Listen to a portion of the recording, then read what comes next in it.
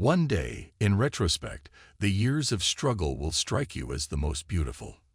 Being entirely honest with oneself is a good exercise. Most people do not really want freedom, because freedom involves responsibility, and most people are frightened of responsibility. Unexpressed emotions will never die. They are buried alive, and will come forth later in uglier ways. We are never so defenseless against suffering as when we love. Out of your vulnerabilities will come your strength. Where does a thought go when it's forgotten? He that has eyes to see and ears to hear may convince himself that no mortal can keep a secret. If his lips are silent, he chatters with his fingertips.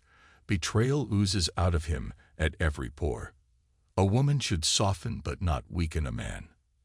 Religious doctrines are all illusions. They do not admit of proof, and no one can be compelled to consider them as true or to believe in them. It is impossible to escape the impression that people commonly use false standards of measurement, that they seek power, success, and wealth for themselves and admire them in others, and that they underestimate what is of true value in life.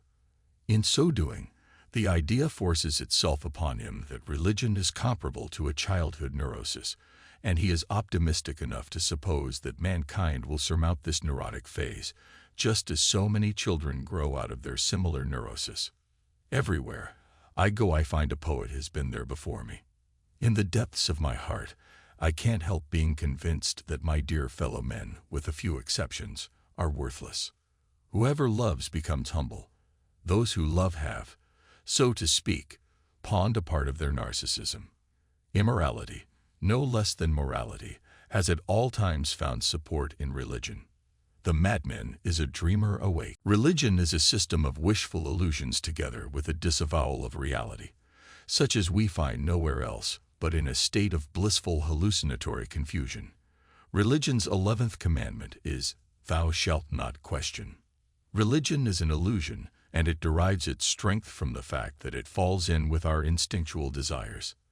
The virtuous man contents himself with dreaming that which the wicked man does in actual life. It is that we are never so defenseless against suffering as when we love, never so helplessly unhappy as when we have lost our loved object or its love. He does not believe that does not live according to his belief. The behavior of a human being in sexual matters is often a prototype for the whole of his other modes of reaction in life. Where the questions of religion are concerned, people are guilty of every possible kind of insincerity and intellectual misdemeanor. America is a mistake, a giant mistake. Neurotics complain of their illness, but they make the most of it, and when it comes to taking it away from them, they will defend it like a lioness her young. Beauty has no obvious use, nor is there any clear cultural necessity for it, yet civilization could not do without it. My love is something valuable to me which I ought not to throw away without reflection. The intention that man should be happy is not in the plan of creation. Men are more moral than they think and far more immoral than they can imagine. Love and work are the cornerstones of our humanness. The creative writer does the same as the child at play. He creates a world of fantasy, which he takes very seriously. What progress we are making! In the Middle Ages, they would have burned me. Now they are content with burning my books. The more the fruits of knowledge become accessible to men, the more widespread is the decline of religious belief. Loneliness and darkness have just robbed me of my valuables. Where it is, there shall ego be. The interpretation of dreams is the royal road to a knowledge of the unconscious activities of the mind.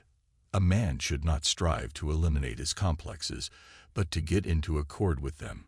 They are legitimately what directs his conduct in the world. Poets are masters of us ordinary men in knowledge of the mind, because they drink its streams which we have not yet made accessible to science. When a love relationship is at its height, there is no room left for any interest in the environment. A pair of lovers are sufficient to themselves. How bold one gets when one is sure of being loved. The ego is not master in its own house. Neurosis is the inability to tolerate ambiguity. Men are strong so long as they represent a strong idea. They become powerless when they oppose it. A love that does not discriminate seems to me to forfeit a part of its own value. by doing an injustice to its object. And secondly, not all men are worthy of love. Instinctive love toward an object demands a mastery to obtain it, and if a person feels they can't control the object or feel threatened by it, they act negatively toward it. Illusions commend themselves to us because they save us pain and allow us to enjoy pleasure instead. We must therefore accept it without complaint when they sometimes collide with a bit of reality against which they are dashed to pieces. It goes without saying that a civilization which leaves so large a number of its participants unsatisfied and drives them into revolt neither has nor deserves the prospect of a lasting existence. Public self is a conditioned construct of the inner psychological self. There are no mistakes. It is a predisposition of human nature to consider an unpleasant idea untrue, and then it is easy to find arguments against it. Love in the form of longing and deprivation lowers the self-regard. No neurotic harbors thoughts of suicide, which are not murderous impulses against others redirected upon himself. The ego refuses to be distressed by the provocations of reality, to let itself be compelled to suffer. It insists that it cannot be affected by the traumas of the external world. It shows, in fact, that such traumas are no more than occasions for it to gain pleasure. Conservatism, however, is too often a welcome excuse for lazy minds, loath to adapt themselves to fast-changing conditions. The dream is the liberation of the spirit from the pressure of external nature, a detachment of the soul from the fetters of matter. You wanted to kill your father in order to be your father yourself. Now you are your father, but a dead father. I had thought about cocaine in a kind of daydream. The liberty of the individual is no gift of civilization. It was greatest before there was any civilization. We are so constituted that we can gain intense pleasure only from the contrast, and only very little from the condition itself. Where questions of religion are concerned, people are guilty of every possible sort of dishonesty and intellectual misdemeanor. The more perfect a person is on the outside, the more demons they have on the inside. America is the most grandiose experiment the world has seen, but I am afraid it is not going to be a success. Words and magic were in the beginning one and the same thing, and even today words retain much of their magical power. As regards intellectual work, it remains a fact, indeed, that great decisions in the realm of thought and momentous discoveries and solutions of problems are only possible to an individual working in solitude. In mourning, it is the world which has become poor and empty. In melancholia, it is the ego itself. Smoking is indispensable if one has nothing to kiss. What is common in all these dreams is obvious.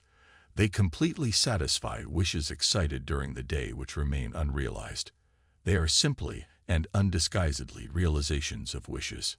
The individual does actually carry on a double existence, one designed to serve his own purposes and another as a link in a chain, in which he serves against, or at any rate without, any volition of his own.